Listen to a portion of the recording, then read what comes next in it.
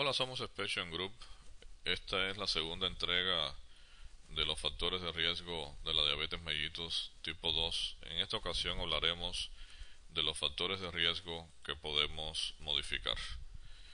El sobrepeso es uno de los factores de riesgo más importantes de la diabetes mellitus tipo 2 y también constituye un factor de riesgo importante para la diabetes mellitus tipo 1. Más de 8 de cada 10 personas con diabetes mellitus tipo 2 tienen algún grado de sobrepeso. El mayor factor de riesgo de la diabetes mellitus tipo 2 es la obesidad, considerándose que entre el 80 y el 90% de las personas que desarrolla este tipo de diabetes tiene sobrepeso. En contraste, la mayoría de las personas con diabetes mellitus tipo 1 o está en su peso normal o incluso están por debajo del peso ideal. El peso es un factor importante porque la grasa altera la forma en que las células responden a la insulina, haciéndolas más resistentes a sus efectos, reduciendo la cantidad de glucosa que esta hormona, o sea, la insulina, puede transportar desde la sangre hasta el interior de las células, lo que ocasiona aumento de los niveles de azúcar en sangre. Este proceso puede ser revertido, pues al bajar de peso, las células responden mucho más a la insulina. Para algunas personas con diabetes tipo 2, bajar de peso es todo lo que necesitan para controlar la diabetes. La reducción de peso no tiene que ser exagerada, con solo reducir de 5 a 10 kilogramos o del 5 al 10% de la grasa total puede disminuir el nivel de azúcar en sangre, así como la presión arterial y el colesterol. Debemos tener en cuenta que el objetivo es alcanzar un peso saludable y no llegar al peso que se maneja en los medios publicitarios. Estudios realizados en Estados Unidos han demostrado que entre las personas obesas el 13.5% tiene diabetes, mientras que en las personas con peso normal este porcentaje se reduce solo al 3.5%. A mayor cantidad de tejido graso, mayor resistencia desarrollan los músculos y las células de los tejidos a la insulina. Por ello, reduciendo el peso podemos en muchos casos reducir los niveles de azúcar en sangre. El riesgo de desarrollar diabetes aumenta de forma progresiva tanto en varones como en mujeres a medida que aumenta el grado de sobrepeso, lo que se debe sobre todo a la disminución de la sensibilidad a la insulina que desarrollan las células a medida que el peso se va incrementando. El Instituto de Salud de los Estados Unidos indica que los individuos obesos tienen por lo menos 5 veces más riesgo de desarrollar diabetes mellitus tipo 2 que las personas con peso normal. Otro factor que está demostrado es que las personas con historia familiar de diabetes, o sea, cuando ambos padres tienen diabetes mellitus tipo 2, se hacen más resistentes a la insulina a medida que aumenta el peso corporal. Por el contrario, las personas que no tienen antecedentes familiares, este fenómeno se da con mucha menos frecuencia. Otro de los elementos que se ha señalado es la acumulación de grasa en el abdomen. A mayor cantidad de grasa en el abdomen, mayor es el riesgo de padecer de diabetes mellitus tipo 2. La alimentación es uno de los elementos principales en el desarrollo de la obesidad. Se ha demostrado que las personas que consumen exceso de calorías provenientes de los carbohidratos y de las grasas saturadas tienden a presentar obesidad y diabetes mellitus tipo 2. ¿Cómo saber si tengo resistencia a la insulina? Para saber si tengo resistencia a la insulina, podemos dividir el nivel de triglicéridos en sangre entre el nivel de lipoproteína de alta densidad, o sea, lo que conocemos como colesterol bueno. Si el resultado de esta división es mayor a 2, usted estará comenzando a presentar resistencia a la insulina. Con el síndrome X o síndrome metabólico, el cual fue descrito en la primera parte de esta entrega, se incrementa el nivel de triglicéridos y disminuye el nivel de lipoproteína de alta densidad, o sea, de colesterol bueno, lo cual es una medida indirecta de los niveles de insulina en sangre. Mientras mayor sea el número resultante de la división de los triglicéridos entre las lipoproteínas de alta densidad, más serio será el trastorno metabólico de la persona.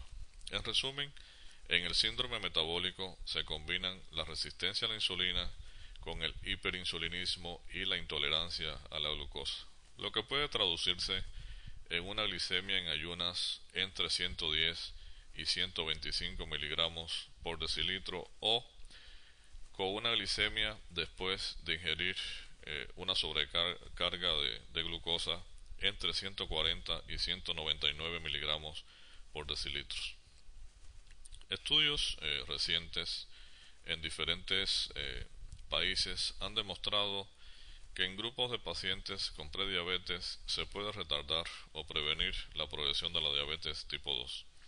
Un estudio en Estados Unidos llamado Programa de Prevención de Diabetes, que fue realizado en 3.200 adultos mayores de 25 años de edad, los cuales tenían alteraciones en los niveles de azúcar en sangre, reportó que una modesta disminución del peso y ligeros cambios en el estilo de vida puede reducir en un 58% la presentación de nuevos casos de diabetes tipo 2. Este estudio mostró además que es posible prevenir o retardar eh, el desarrollo de la diabetes entre los individuos con un alto riesgo, independientemente de la edad, el sexo y la raza. La Asociación Americana de Diabetes recomienda que todas las personas con prediabetes, sobrepeso y edad mayor de 45 años deben ser considerados candidatos para prevención de diabetes, lo mismo que las personas menores de 45 años de edad que tengan sobrepeso, prediabetes y otros factores de riesgo. Eh, con relación a la resistencia a la acción de la insulina, sin lugar a dudas, la resistencia a la acción de la insulina es el elemento central que habrá de tomarse en cuenta en toda persona como parte de los factores de riesgo, no solo para la diabetes tipo 2, sino en general como elemento de riesgo para las enfermedades cardiovasculares. Algunos estudios indican que la resistencia a la insulina aparece antes que la alteración de la secreción de la insulina por el páncreas. Ambas alteraciones conllevan a un aumento de la glucosa en sangre, y cuando esta elevación en ayunas es igual o mayor a 126 miligramos por decilitros, podemos establecer ya el diagnóstico de diabetes mellitus. ¿Cómo puedo medir el grado de obesidad? La medida más utilizada para evaluar el grado de obesidad es el índice de masa corporal. Este índice se calcula dividiendo el peso en kilogramos entre el cuadrado de la estatura en metros. La Organización Mundial de la Salud considera que los individuos con un índice de masa corporal entre 25 y 29,9 sufren sobrepeso, mientras que quienes tienen un índice de masa corporal de 30 o más son obesos. O sea, que si queremos estar en un rango saludable, tenemos que estar por debajo de 25. Otro parámetro a tomar en cuenta es el perímetro de la cintura. La circunferencia de la cintura es una manera sencilla de identificar la obesidad.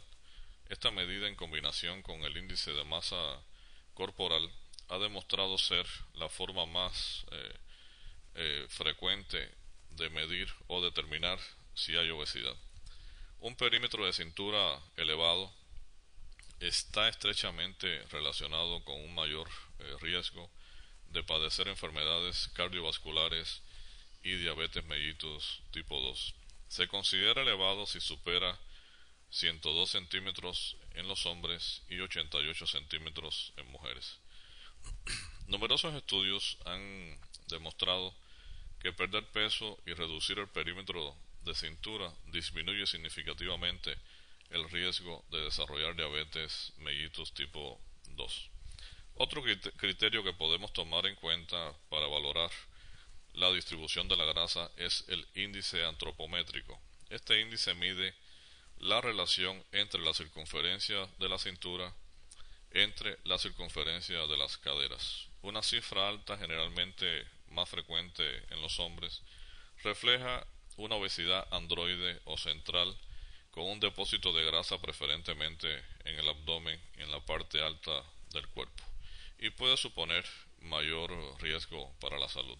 Una cifra baja, más característica de las mujeres, refleja depósitos de grasa periféricos en caderas y muslos y se considera de tipo ginoide. Cuando esta